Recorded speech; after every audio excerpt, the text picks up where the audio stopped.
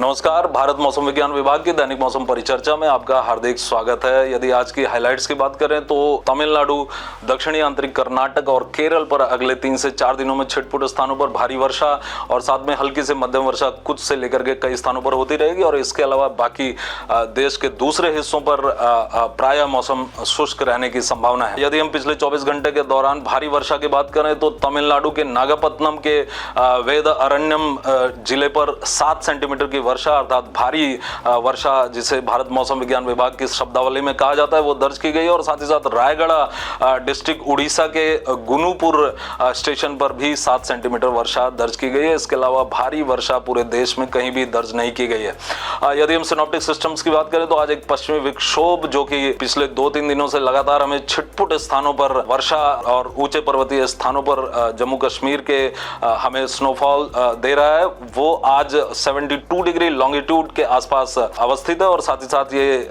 32 degree उत्तरी अक्षांश के उत्तर में अवस्थित है। हालांकि इसका प्रभाव आज भी कुछ विशेष देखने में नहीं आएगा, केवल छिटपुट स्थानों पर ये बहुत हल्की से हल्की वर्षा कश्मीर पर दे सकेगा।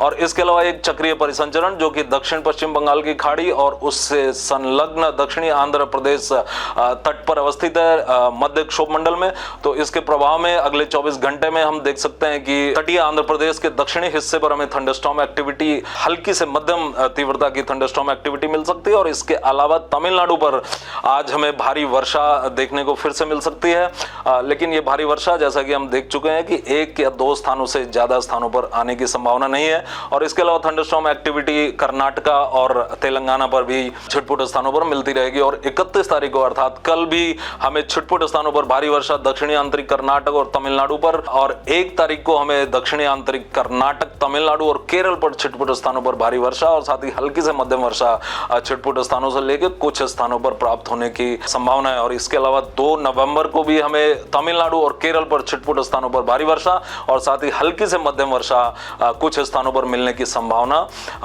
दृष्टिगोचर हो रही है। और साथ ही केरल पर फिर से 3 नवंबर को भी हमें छिटपुट स्थानों पर भारी वर्षा मिल सकती है, हल्की से मध्यम वर्षा कुछ से लेकर कई स्थानों पर। और 4 और 5 नवंबर को पूरे देश पर किसी भी तरह की हैवी रेनफॉल की कोई वार्निंग फिलहाल हमें नहीं दिखाई दे रही है। और यहाँ पर जैसा कि हम देख सकते हैं रेनफॉल टेबल अगले 7 दिनों में पूरे भारत पर किस तरह के वर्षा का वितरण हो सकता है, तो हम यहाँ पर देख सकते हैं कि पूरी वर्षा का जो क्षेत्र है वो पूरी तरह से तमिलनाडु, दक्षिणी कर्नाटक, केरल और लक्षद्वीप तक सीमित है। यहाँ पर हमें स्कैटर्ड से फेयरली वाइड स्प्रेड अर्थात कुछ स्थानों से लेकर कई स्थानों पर हल्की से मध्यम वर्षा प्राप्त हो सकती है। इसके अलावा यदि हम उत्तरी प्रायद्वीपीय भारत की बात करें तो पूरी तरह से आंध्र प्रदेश, तेलंगाना पर हमें छिटपुट स्थानों पर केवल बहुत हल्की से हल्की वर्षा और हल्की से मध्यम थंडरस्टॉर्म एक्टिविटी मिल सकती है। और इसके अलावा महाराष्ट्र के कोंकण, मध्य महाराष्ट्र और मराठवाड़ा और विदर्भा पर अगले 3 दिनों में छिटपुट स्थानों पर बहुत हल्की वर्षा और बूंदाबांदी और इसके साथ बहुत ही हल्की से मध्यम तीव्रता का थंडरस्टॉर्म हमें प्राप्त हो सकता है। और इसके अलावा पूर्वी भारत,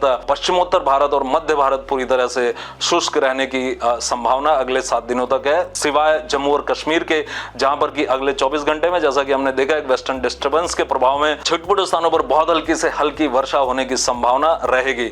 और इसके अलावा यदि हम पूर्वोत्तर भारत की बात करें तो वहां पर भी छिटपुट स्थानों पर बहुत हल्की से हल्की हमें वर्षा की प्राप्ति होती रहेगी। और अंडमान और निकोबार द्वीप समूह पर कुछ स्थानों से लेकर कई स्थानों पर हमें हल्की वर्षा, हल्की से मध्यम वर्षा अगले 7 दिनों तक प्राप्त होती रहेगी।